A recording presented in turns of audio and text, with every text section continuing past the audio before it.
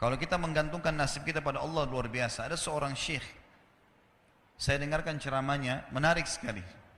Saya tidak tahu orang itu siapa, tapi cuplikannya saya dapatkan dari seorang teman dari Jeddah yang mengirimkan ke saya.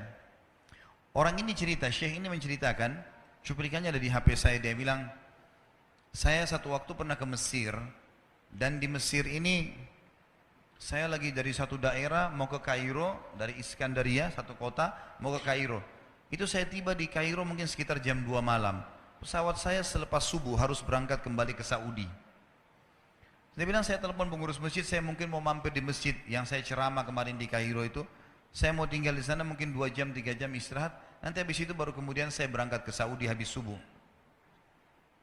Dia bilang, saya masuk ke masjid, tiba jam 2 malam, turun dari mobil, saya lihat masjid, lampunya nyala semua nih. Kemudian setelah saya masuk masjid, saya temukan ada orang di mihrab, imam, lagi sujud, nangis-nangis. Dan luar biasa, tangisannya itu kalau orang dengar, membuat orang yang dengar pun mau menangis. Jadi saking luar biasa dia, merengeknya sama Allah dalam sujudnya. Kata syekh ini, saya pun sambil berdoa sama Allah, ya Allah kabulkan permintaannya orang ini. Walaupun saya belum tahu apa yang diminta gitu. Dia bilang selesai dia sholat, saya dekati dia, saya bilang, Masya Allah, doa apa ini? Luar biasa ini. Doa yang diikuti dengan tangisan di sepertiga malam menjelang subuh. Allah turun ke langit bumi, dikabulkan nih. Dia bilang, demi Allah syekh. Karena syekh ini orang Arab biasanya panggil, bisa orang pintar, bisa orang kaya, bisa orang tua. Jadi kalau antum dipanggil syekh, jangan bangga dulu ya. Karena banyak maknanya itu. Ya. Jadi dipanggil syekh. Dia tidak tahu, biasa juga di Saudi begitu ya. Kalau ada orang kita tidak kenal dipanggil syekh, syekh, sini syekh. Walaupun antum bukan syekh sebenarnya gitu. Ya. Maka dia bilang, demi Allah syekh. Dia tidak tahu kalau ini orang memang ulama gitu. Istri saya sekarang lagi dirawat di rumah sakit. Dan saya harus bayar 14.500 jenih atau ponnya Mesir. Saya harus bayar rumah sakit. Kalau enggak istri saya enggak bisa dioperasi. Ini sudah parah sekali.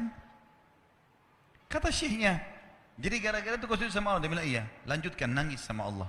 Allah tidak akan menyanyiakan orang yang ikhlas minta padanya. Lanjutkan, nikmati sujudmu. Pasti Allah akan berikan jalan keluar. Dia bilang iya baik. Orang itu dia bilang kembali lagi ke mihrab, nangis lagi. Sholat sujud sama Allah, ya Allah. Dan dalam doanya begitu. Ya Allah, istri saya mau dibayar besok rumah sakitnya. Jumlahnya sekian, saya tidak pegang uang 1 jenih pun. Ini 14.500 jenih. Banyak sekali. Maka dia bilang, orang ini bilang baiklah kalau begitu. Syekhnya ini bilang, saya mau tidur dulu. Saya istirahat 1 jam, menjelang azan subuh dia bilang. Ada marbot masjid datang bangunin saya. Sudah azan, saya sholat qobliyah, sholat sunatul fajr. Waktu iqamah, pengurus masjid tahu kalau dia ini ulama, dipanggil, dia bilang, syekh tolong jadi imam. Dia bilang, saya capek, baru istirahat 1 jam, 2 jam malam. Biarlah imam. Dia bilang, tidak apa-apa, ayat-ayat pendek aja, baca surah-surah pendek aja. Kata syekh, baiklah. Dia bilang, saya baca surah-surah pendek. Rupanya, mikrofon masjid karena keluar di luar, ada satu pengusaha Mesir, apartemennya itu dekat masjid, dan dia suka ikuti ceramahnya syekh ini di YouTube. Dia bilang, turun dari apartemennya, ikut sholat berjamaah di masjid, karena dia kenal suaranya orang ini gitu. Begitu selesai sholat, dia bilang, saya lagi zikir, datang orang itu.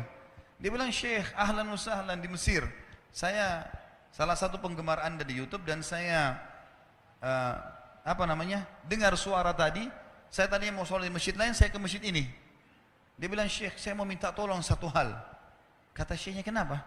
Dia bilang, saya sudah ngitung zakat uang perusahaan saya harus alokasikan 14.500 jenih.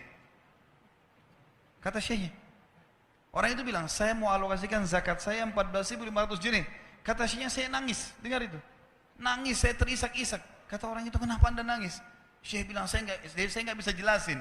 Dia bilang, saya nangis terus. Kemudian saya lihat ke kiri kanan di sof, mana orang yang tadi malam sholat tahajud tuh? Ada di ujung. Dipanggil sama syekh, fulan kesini, datang. Dia bilang, ceritakan masalah kamu apa? Dia bilang, syekh, saya punya masalah, istri saya dioperasi, harus bayar 14.500 jenih hari ini, kalau tidak nggak operasi. Kata syekhnya, tiba-tiba si pengusaha ini nangis-nangis.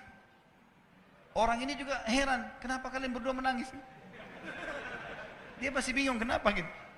Kata syekhnya, biarin orang ini yang jelaskan. Yang punya usaha bilang apa? Demi Allah Syekh, saya sudah 1 minggu taruh uang ini di lemari saya, sudah 1 minggu. Setiap hari istri saya bilang, turunkan, lakukan haknya Allah, zakat itu keluarkan. Dia bilang, saya ingin dapat 1 orang yang saya kasih langsung, daripada saya bagi-bagi.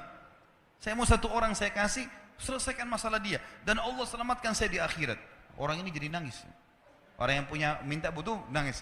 Kata pengusahanya, ini uangnya silahkan, 14.500. Semoga Allah selesaikan urusan saya di akhirat gara-gara saya bantu kamu.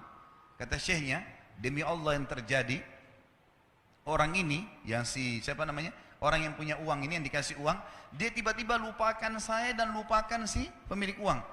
Dia langsung angkat kepalanya ke langit sambil menangis mengatakan, ya Allah, aku mencintaimu. Terpenuhi kebutuhannya, gitu kan. Kuasa Allah. Teman-teman, cuman kita selalu buru-buru. Kalau seseorang kita di perusahaan mau dinaikkan gajinya saja, mau naikkan jabatannya, dia harus tulis permohonan. Tidak mungkin juga baru hari ini dimasukkan kemudian ketuk ruangan di rootnya, mana permintaan saya kemarin, atau hari ini, nggak mungkin. Seminggu dia sabar, 2 minggu dia sabar, dengan berharap datang panggilan. Kenapa dengan Allah subhanahu wa ta'ala kita tidak begitu, teman-teman? Banyak orang buru-buru, dan kebanyakan orang mau menggantungkan permintaannya kepada Allah hanya pada hal-hal yang kecil, hal yang besar tidak, atau sebaliknya, hal yang besar, hal yang kecil tidak. Kenapa tidak pernah minta sama Allah dikasih motor, dikasih mobil, dikasih rumah? Kenapa hanya minta kalau penyakitnya dihilangkan baru kembali kepada Allah? Itu pun seringkali kita jadikan Allah nomor 30, teman-teman sekalian. Ke dokter ini, ke dokter itu, resep ini, resep. Nanti kalau sudah mentok nggak bisa sembuh baru sholat tahajud. Hah? Salah. Islam mengajarkan kita apa? Sebelum makan berdoa, sebelum tidur berdoa, sebelum aktivitas berdoa, sebelum ke dokter doa dulu supaya Allah jadikan kesembuhan. Karena dokter resepnya cuma semoga lekas sembuh. Tidak ada pasti sembuh. Makanya teman-teman sekalian, kembali kepada Allah adalah jalan yang paling luar biasa gitu. Coba merengek kepada Allah SWT. Allah pasti tidak akan pernah memungkiri janji-janjinya.